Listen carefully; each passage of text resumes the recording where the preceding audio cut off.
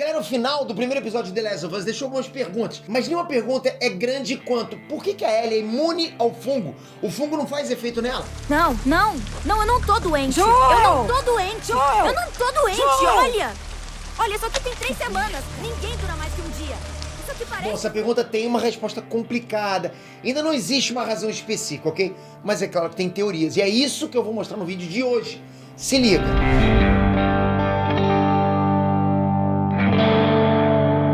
Inês Peter aqui.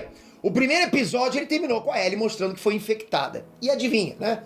0 sintomas. Né? Como é que pode isso? Não faz sentido, ela deveria estar zumbificada. Isso acabou deixando o Joe e a Tess com tipo, um baita pepino nas mãos para resolver durante a missão de entrega da Ellie. Eles têm que entregar e perceberam que a mercadoria não como é que eu vou dizer, zumbificável. Agora, por que ela é imune ao fungo, galera? Por que não funciona? Por que ela não zumbifica? Existem muitas teorias, já que no próprio jogo em si a gente não tem uma explicação clara como resposta. Até hoje não sabe o porquê exatamente disso.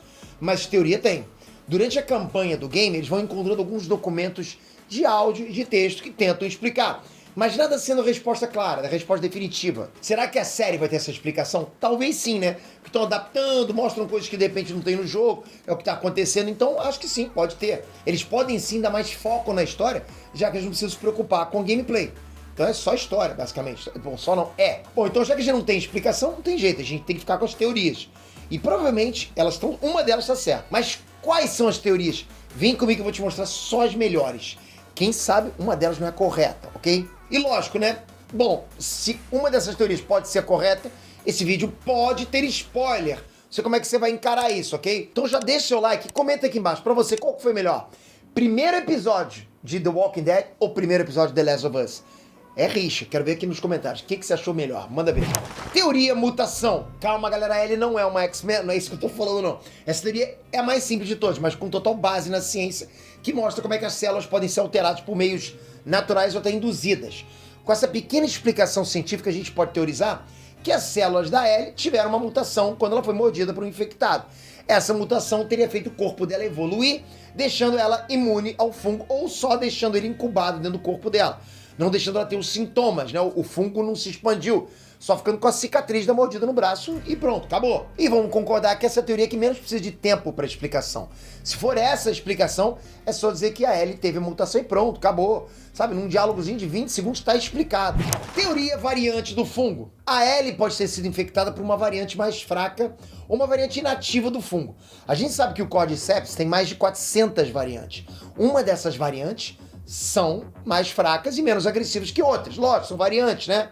Isso pode ter feito o corpo dela ter os mecanismos para se defender dessa infecção. Essa teoria também explicaria o porquê ela foi detectada como uma infectada pelo soldado da Fedra. Ela foi infectada, mas como uma vacina, né? Que é colocada com vírus inativo ou até mais fraco no nosso corpo, para quando a gente tiver contato com o vírus, o nosso corpo tenha, assim, digamos, a memória e consiga proteger a gente desse vírus, ok? Ou seja, o nosso corpo já está treinado, os nossos anticorpos já estão treinados para se defender do vírus principal. Geralmente as vacinas são assim, né? Quando você toma uma vacina, é basicamente o veneno em si, o próprio vírus em si, para você se acostumar, para você se defender depois. Então a Ellie tem sim um fungo dentro dela, mas como a vacina, por isso que ela é pega no scanner.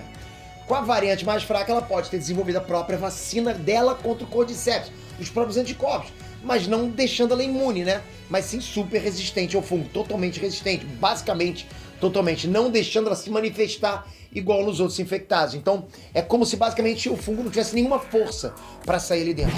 Teoria gravidez. Essa é a teoria mais popular entre os fãs. A que praticamente todo mundo adota como a teoria certa. Vai saber ela agora.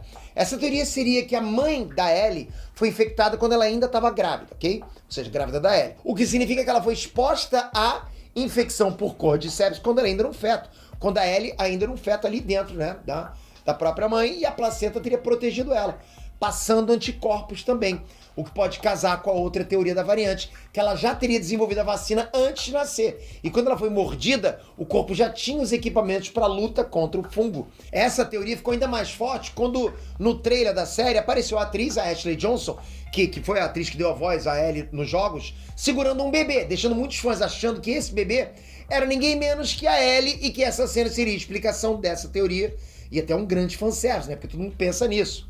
Essa é outra teoria que explicaria o porquê dela ter sido detectada como infectada no scanner no fim do primeiro episódio, né? O scanner passou e ela estava infectada, já que ela tem um fungo no corpo, mas como uma vacina.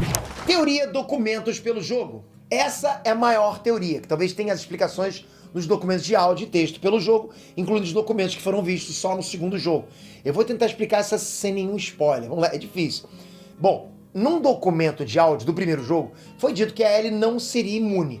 Ela tem um fungo no corpo dela, mas que o sistema imunológico dela não está respondendo à infecção como os outros infectados respondem, ok? Já em outra parte do segundo jogo foi encontrado um exame de sangue da Ellie, mostrando que os glóbulos brancos e vermelhos estão obviamente baixos, deixando o sistema imunológico dela absurdamente fraco, já que os glóbulos brancos têm a função de atacar qualquer corpo estranho no nosso organismo. Então, o próprio corpo da Ellie não estava se defendendo da infecção, deixando ela sem nenhum dos sintomas e sem virar um zumbi como todos os outros humanos. Presta atenção, se a gente casar essa teoria com a da variante, a gente pode chegar a uma conclusão, que a variante do fungo na Ellie pode ser o remédio contra todas as outras variantes. Então, quando ela tem contato com as outras variantes do fungo, o organismo dela já tem imunidade contra todas elas, todas as variantes.